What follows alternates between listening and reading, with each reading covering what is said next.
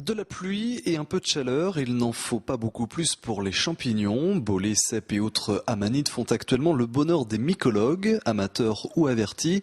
À l'image de Joseph Munoz, le vice-président de la Société mycologique de Fontenay-le-Comte, a ressorti son panier depuis quelques jours déjà. Et pour lui, rien d'étonnant à cette levée précoce de champignons. Le champignon a besoin d'humidité et de chaleur. Alors s'il a de l'eau au mois d'août, ça facilite la pousse.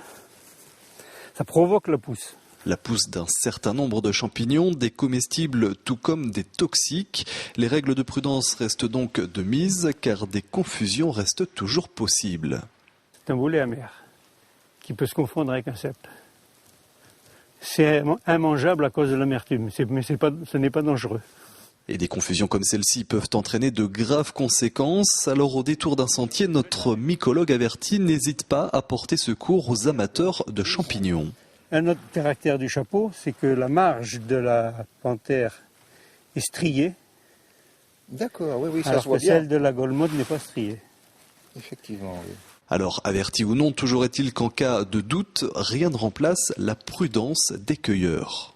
Et il faut qu'ils ramassent que ceux dont ils sont sûrs de leur comestibilité, ils ont l'habitude de manger, en étant très prudents. Et si quelquefois ils avaient un doute, de ne pas le mélanger avec, quand ils ramassent un champignon qu'ils ne connaissent pas, ne pas le mélanger avec les comestibles, avec ceux qui et le montrer aux pharmaciens ou à un mycologue.